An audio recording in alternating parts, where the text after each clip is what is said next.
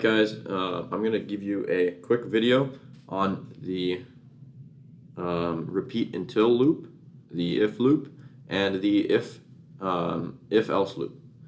So we've already gone over the repeat loop and the forever loop. Those are pretty simple. The repeat loop just repeats an action however many times you tell it to, and the forever loop repeats that action forever.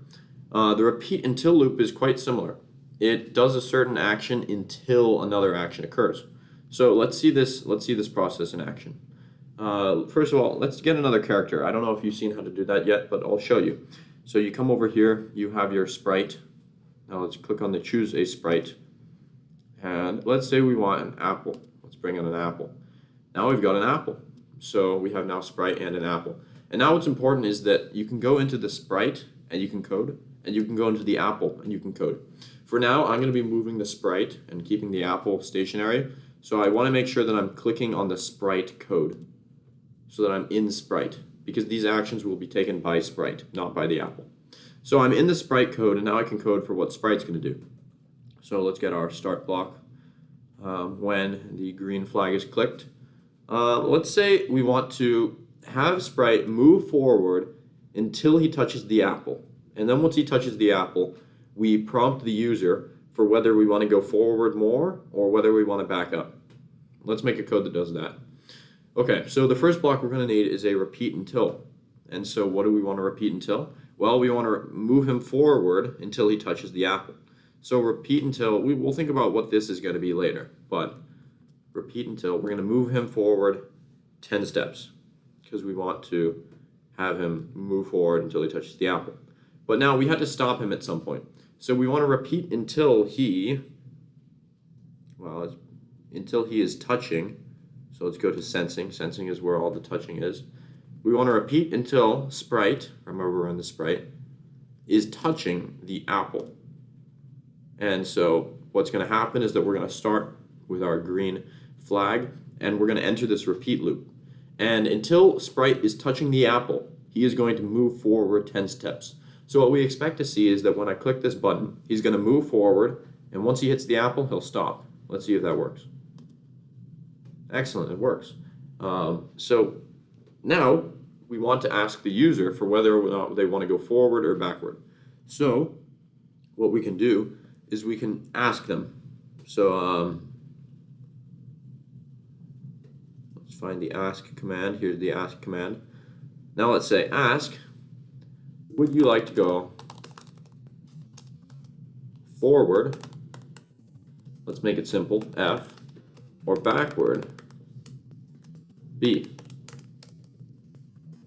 So now what's going to happen is that we're going to have the code as usual. He's going to go forward and hit the apple. And then once he hits the apple, he's going to ask us, would you like to go forward or backward?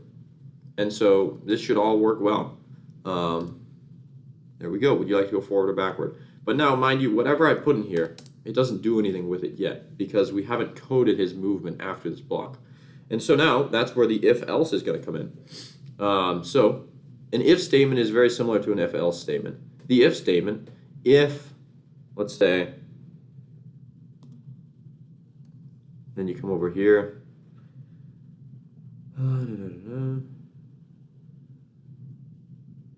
And so we're looking for the we're looking for a block of code which we could have if the user says yes. So we're looking for something along the lines of,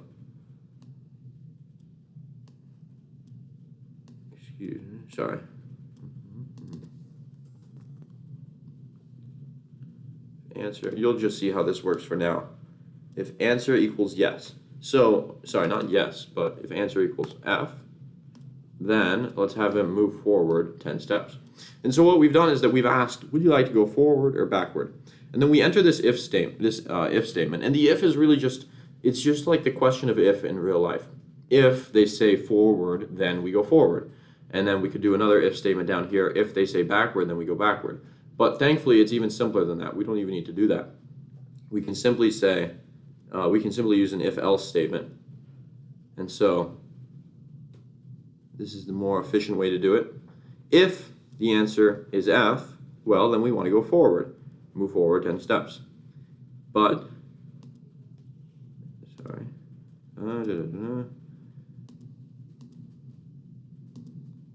But but else we want to move them backward 10 steps. So let's duplicate this. Let's make it a -10 so that he's moving backwards. Cool, sounds good. So now what we have is this if-else statement. And what it says is that we ask, would you like to go forward or backward? And it says if they answer yes, so if they answer forward, then we move 10 steps forward. Otherwise, we move 10 steps backward. So let's try this out. Let's go all the way from the start of the code. Would you like to go forward or backward? Let's say we want to go forward. Cool, he moves forward 10 steps. If we said backward, let's try that. Moves backward 10 steps. But let's say that we want to have him move forward until he reaches the end of the screen. So not just 10 steps, let's have him go for a while. Well, we can go back to a repeat loop, and we can use the same thing as what we used before, which is a repeat until loop. So we're going to go here, repeat until, well, let's go. He is now touching the edge, because the edge refers to the edge of the screen. Repeat until sprite is touching the edge of the screen, move forward 10 steps, and then we'll duplicate this, put it in here, this can go.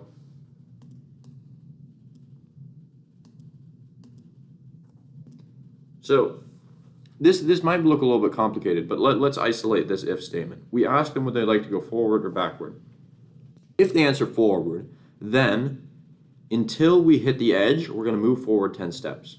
So you can imagine that would look something like this. We hit the apple, he asks for it, we say forward, he goes this, he hits the edge, he's done. Otherwise, until he's touching the other edge, we move backward 10 steps. So this should be our completed code. Let's take a look and see if it works. Well, let's start him away from the apple. Would you like to go forward or backward? Say forward. F for forward. There we go. Goes all the way to the edge, hits the edge, he's done. Now let's try it again. Let's say we want to go backward. E. Goes backward. All right. So that's a quick introduction to the repeat until loop and the if-else loop. So just to recap, the repeat until loop, it does a certain action until another action occurs. So in this case, we were having him move forward until he touched the apple. There we go.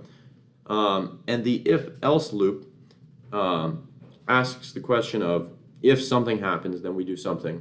If something else happens, if this thing doesn't happen, then we do something else. So in this case, if the answer was forward, then we would go forward. If otherwise, we would go backward.